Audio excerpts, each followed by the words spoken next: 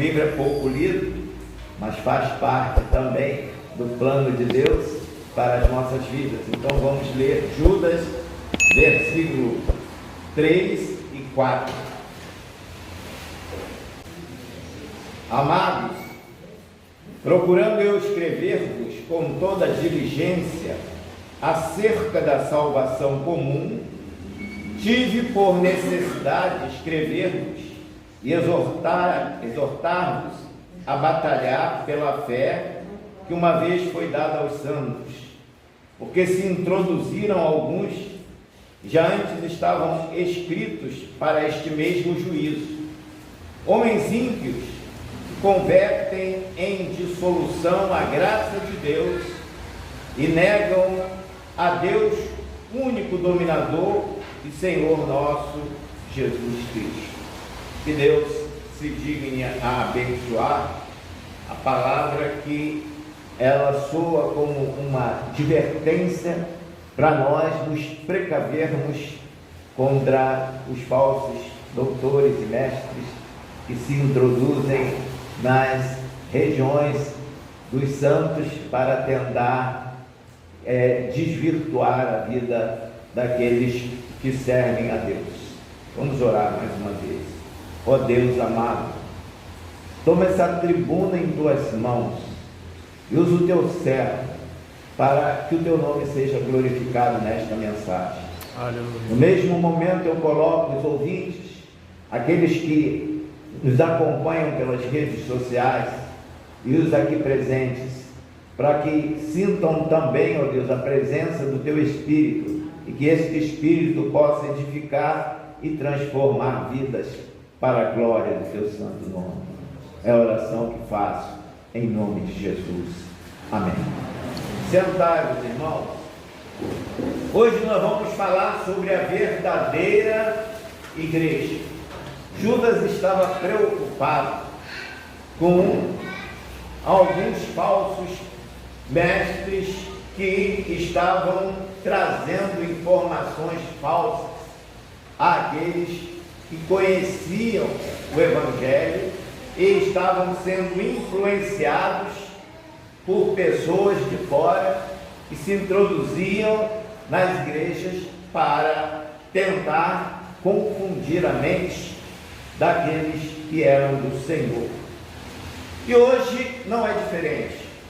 Hoje a verdade é proclamada através da igreja, mas nem todas as igrejas proclamam esta verdade, embora usem a Bíblia, que aparentemente ela é ensinada, mas que na verdade é distorcida.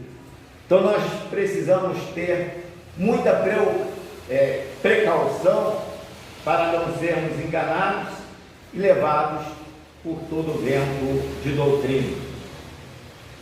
A verdadeira igreja, então, qual é? Fora dela não há salvação. Onde está essa verdadeira igreja? É o que nós vamos tentar descobrir ao longo desta mensagem.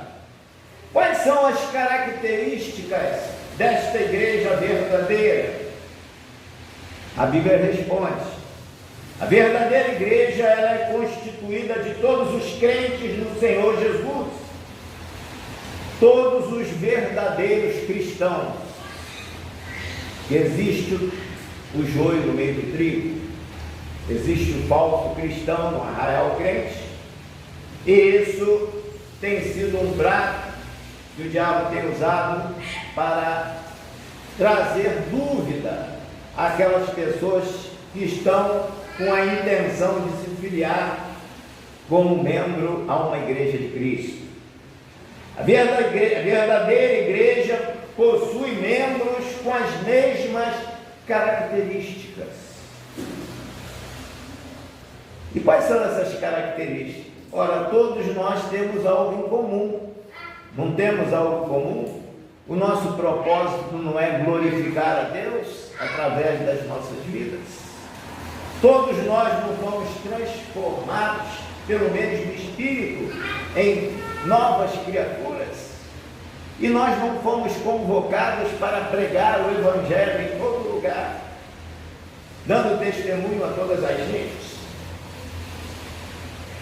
Todas nasceram pelo Espírito Santo, todas as pessoas que se filiam à igreja, que tiveram uma experiência verdadeira com Cristo, todos se arrependeram dos seus pecados, todos abandonaram o pecado e se tornaram santos, isto é, separados do pecado. O pecado está ali, eu vou passar longe dele. Todos creem no único livro, que é a Bíblia. Todos são servos de Jesus Cristo. Alguém tem dúvida sobre isso? Todos são compromissados com o reino de Deus, selados pelo Espírito Santo e guiados pelo mesmo Espírito. Olha quantas características que nós conseguimos apresentar para aqueles que são crentes verdadeiros. A igreja do Senhor não depende de qualquer ministro do Evangelho. Quando o homem se arrepende e crê no Evangelho, nesse momento se torna membro dessa igreja. A verdadeira igreja possui uma verdade única. Pedro descobriu essa verdade quando disse: Tu és o Cristo, Filho do Deus vivo, e as portas do inferno não prevalecerão contra a igreja do Senhor. A verdadeira igreja tem direitos e privilégios, e honra e glória futura. Ela é única, que possui santificação. A verdadeira igreja é a única verdadeiramente universal, porque abrange todas as gentes. Todos são convocados para aceitar o Evangelho. Jesus disse: ide por todo o mundo pregar o Evangelho a toda criatura, no mundo inteiro. Não importa a religião que a pessoa se filie ou creia. O importante é que a salvação só é alcançada através do Evangelho, que aponta Jesus Cristo como Salvador do mundo, único Salvador do mundo. Por isso nós, como igreja, precisamos nos manifestar ao mundo, apontando o plano de salvação.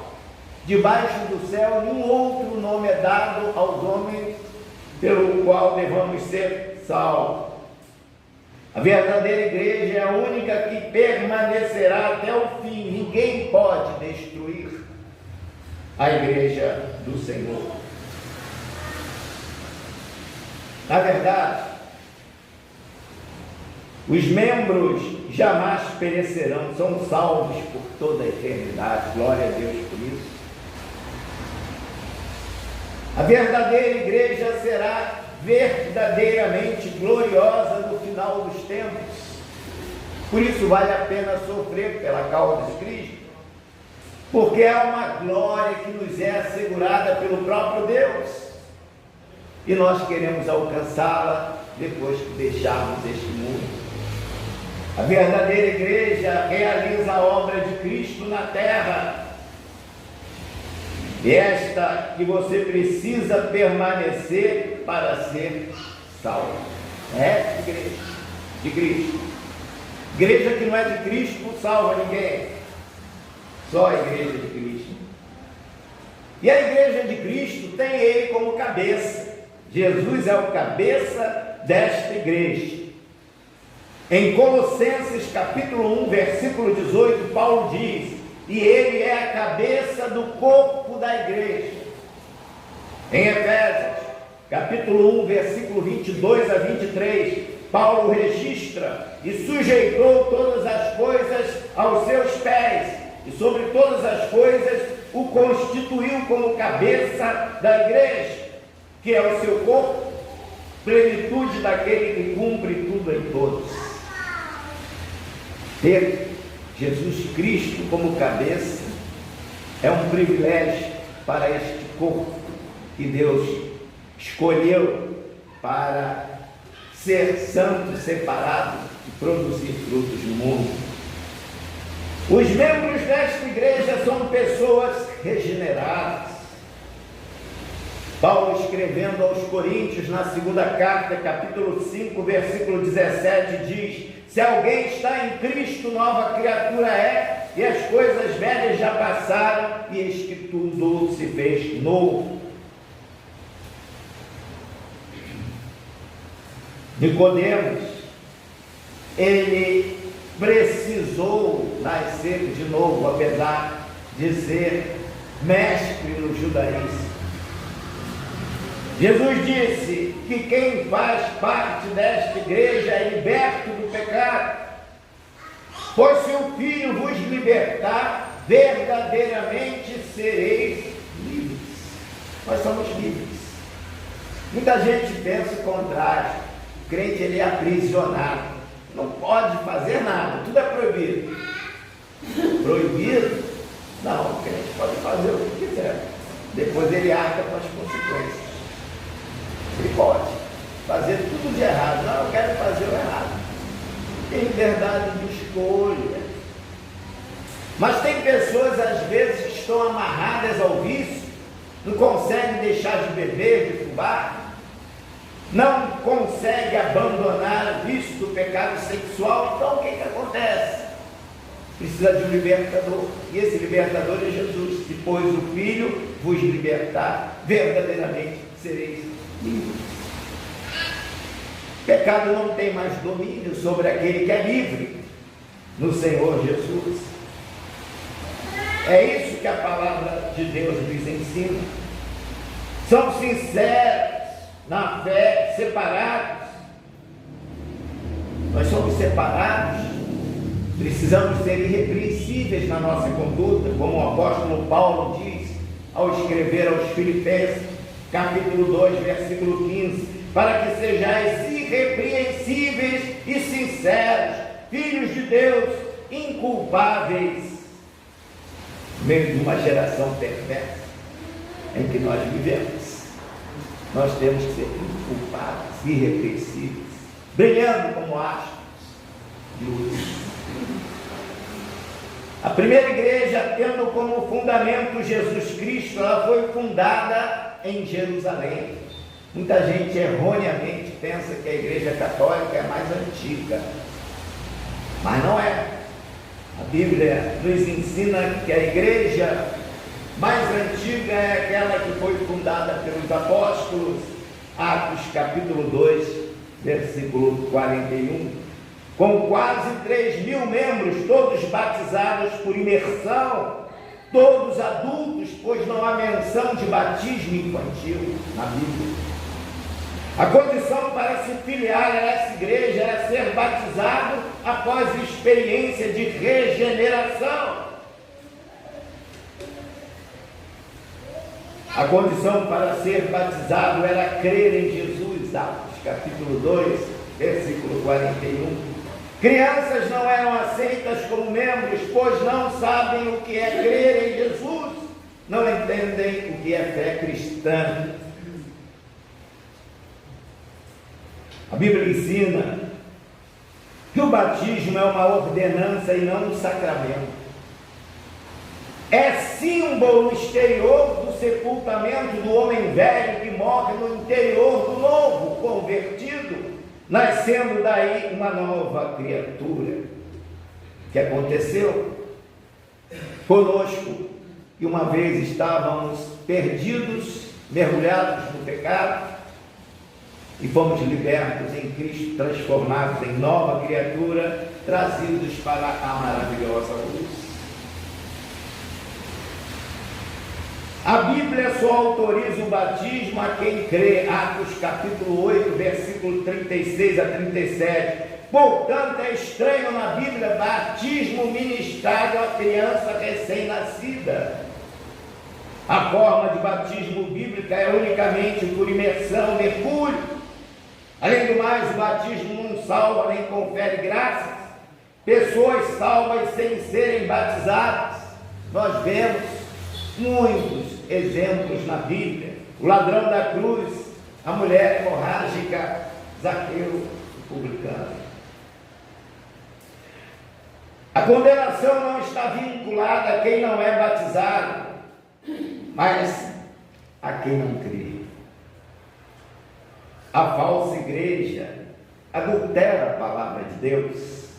Ela atribui poder sobrenatural ao batismo, de apagar o pecado original e lavar os pecados veniais. Mas na Bíblia só existe um tipo único de pecado, que começou lá no jardim do Éden, com Adão desobedecendo a ordem, a palavra de Deus.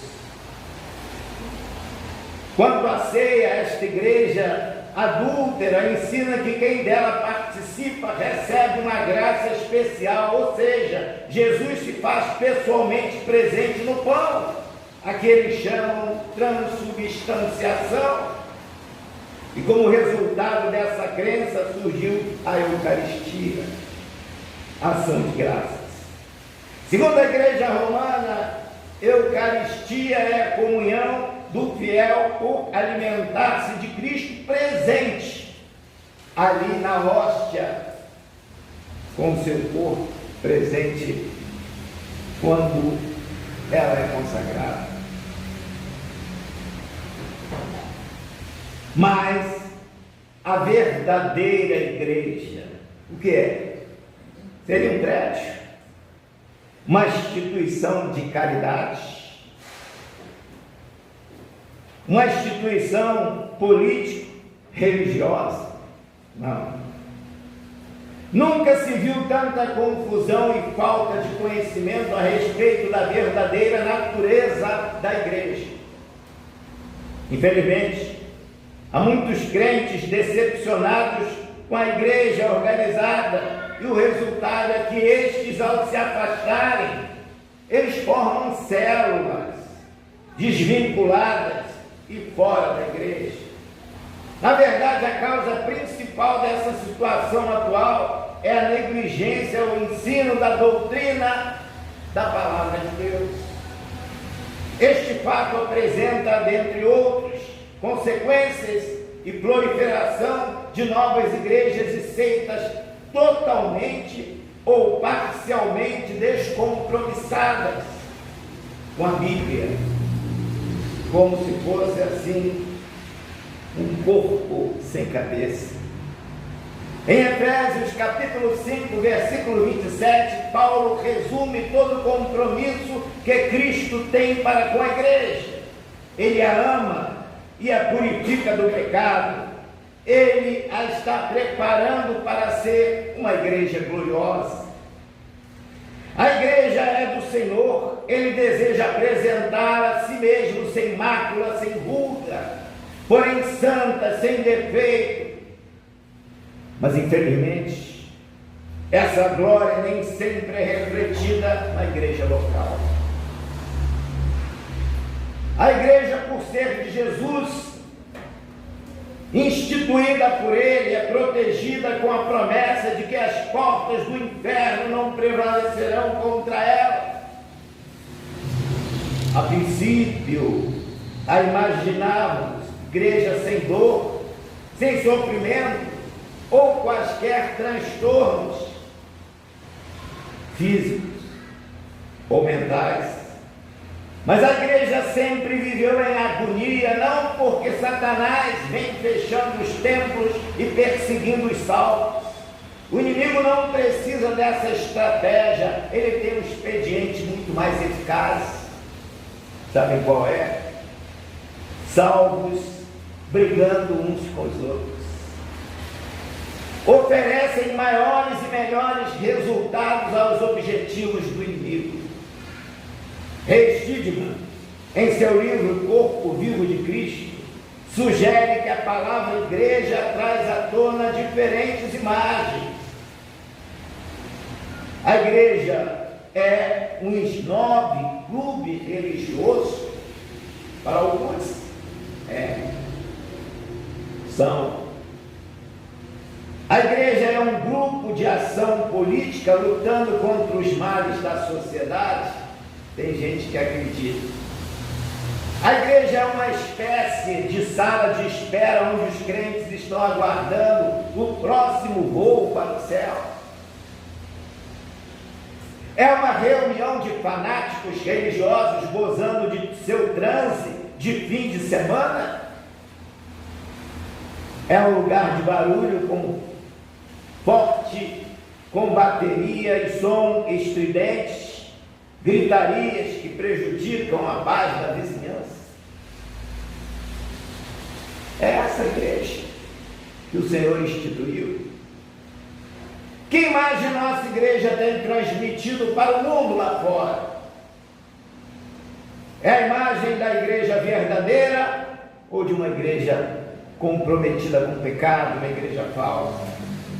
Graças a Deus que através dos séculos sempre tem havido remanescentes fiéis, uma força a favor do bem. Eis algumas imagens ou figuras na Bíblia que descrevem como igreja, corpo de Cristo. Efésios capítulo 4, versículo 12. A igreja é um povo peculiar. Tito capítulo 2, versículo 14. Ela é o rebanho de Deus. 1 Pedro capítulo 2, capítulo 5, versículo 2.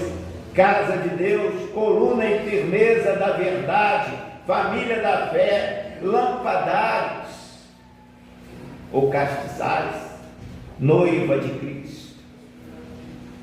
A igreja, no ideal do seu fundador, é uma comunidade de remidos.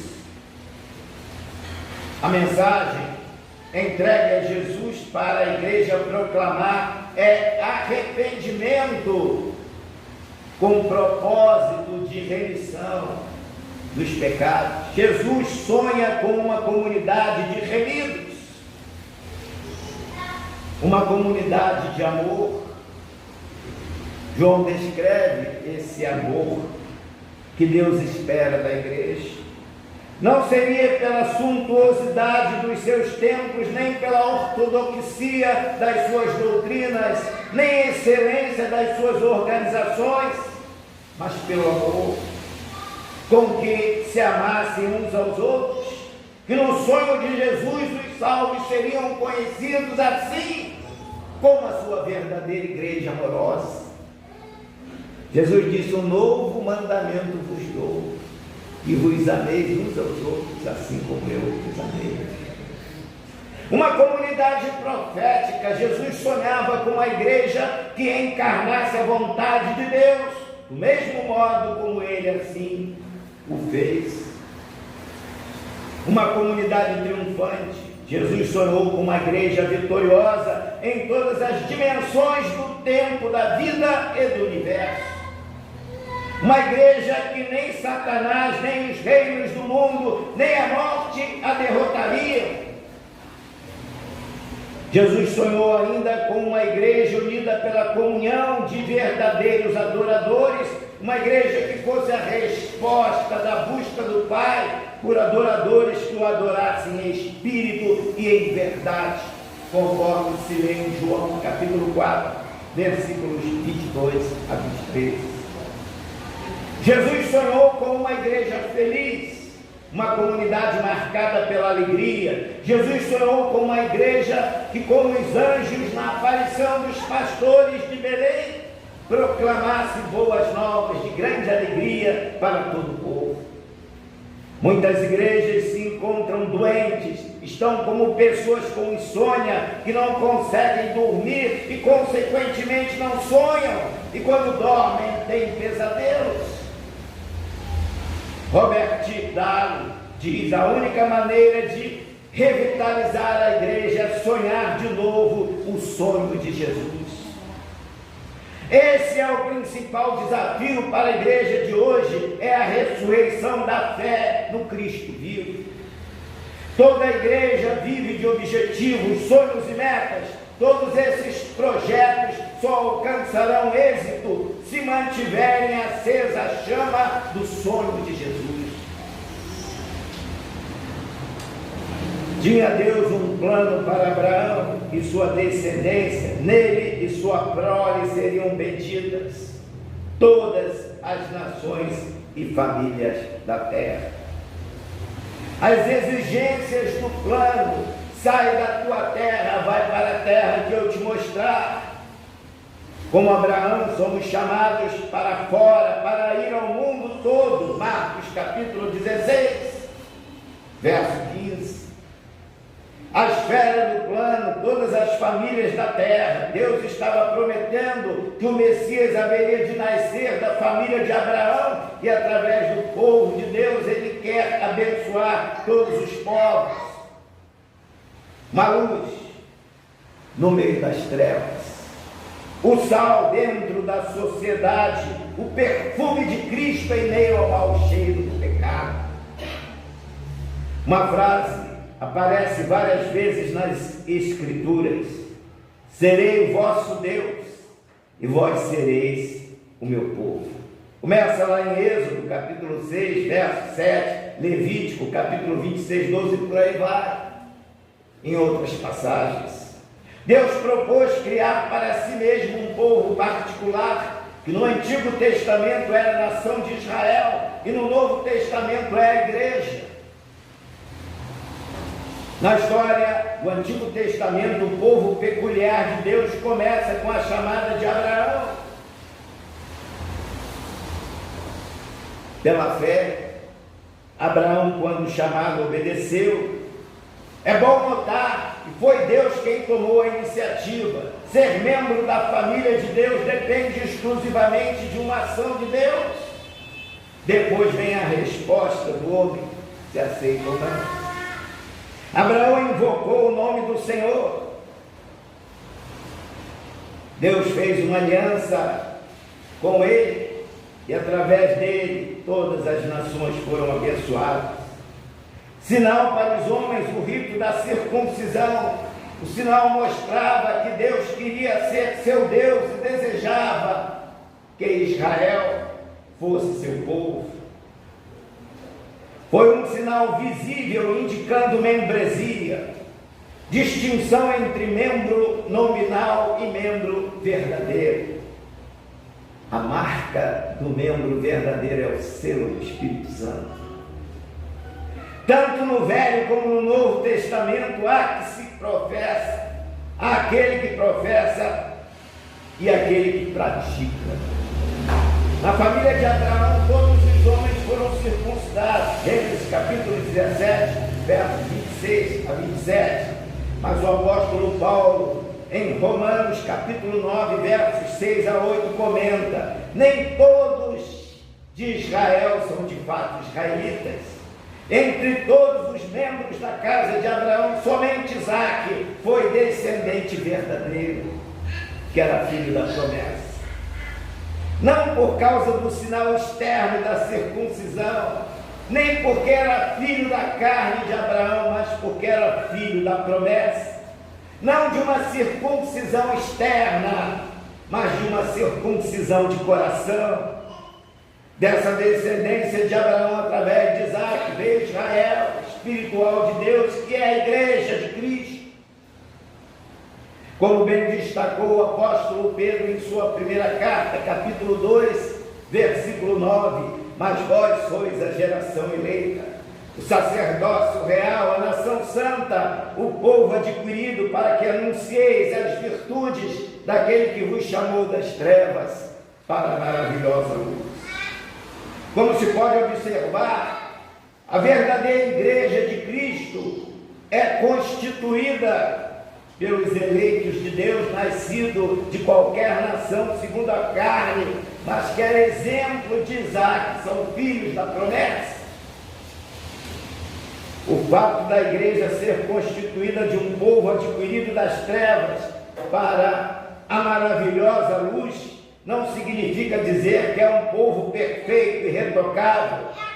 Não, além de termos a natureza pecaminosa, somos corruptíveis, isto é, nosso corpo sofre os desgastes naturais provocados pelo tempo e enfermidades, como ocorre com todos os seres humanos. E às vezes as enfermidades podem nos levar a um desequilíbrio emocional, tal que perdemos o controle, com isso ferimos pessoas que não merecem, principalmente o nosso Deus. Algo principal do nosso destempero. Quando as pessoas destemperadas emocionalmente lançam a culpa sobre Deus daquilo que Ele faz de errado, das decisões erradas que Ele toma. Os santos chamados para a paz, nós fomos chamados para viver em paz, não em guerra.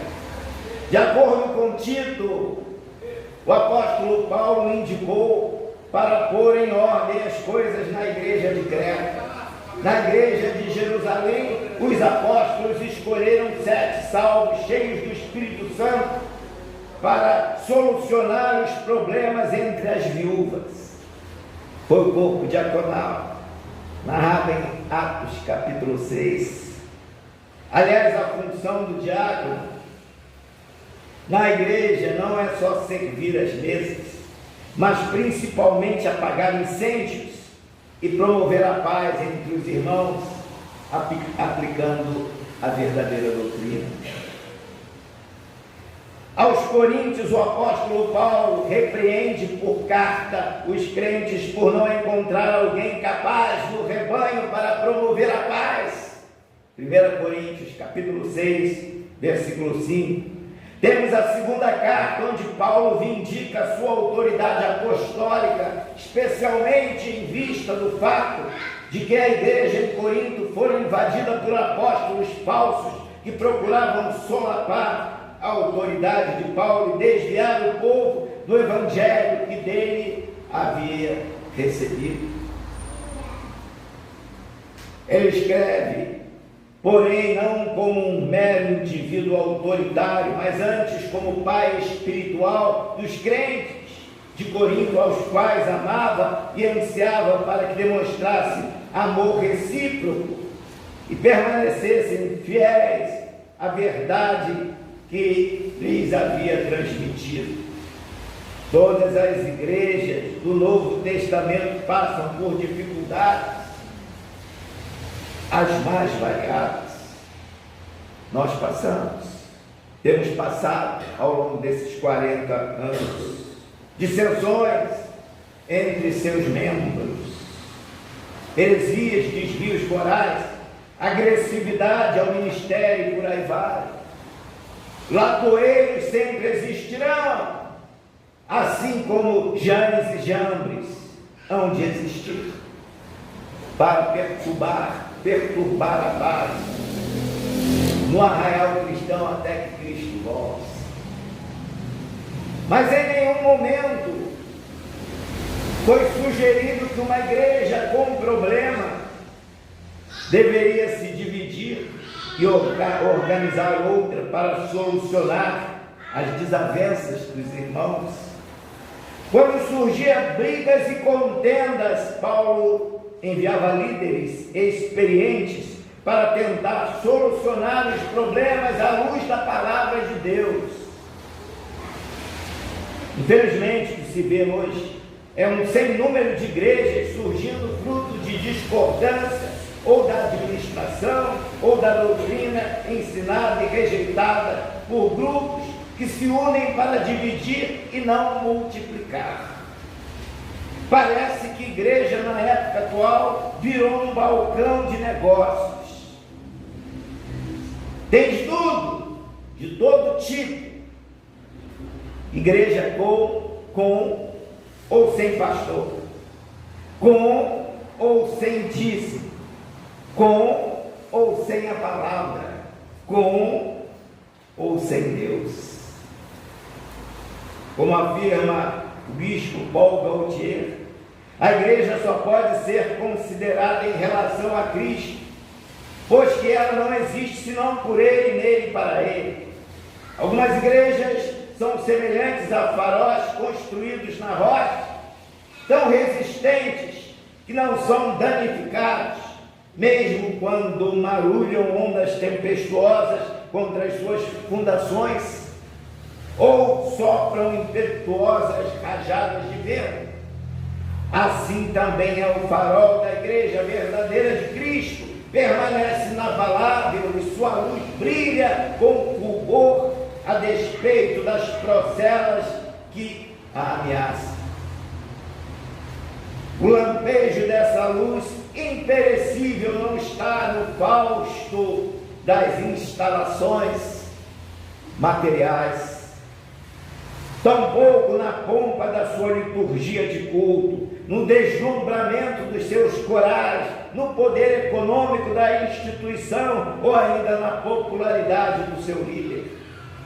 O lampejo dessa luz imperecível está no testemunho cristão e na prática do verdadeiro amor de Deus, que é regado pela fé e pelas obras que justificam essa fé, como ensina Jesus.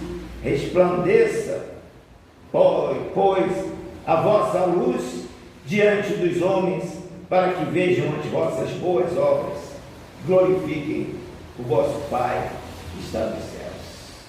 Então a igreja verdadeira de Cristo, ela não pode se deixar levar por heresias falsas que sempre aparecem no arraial cristão, como aconteceu lá no tempo de Judas.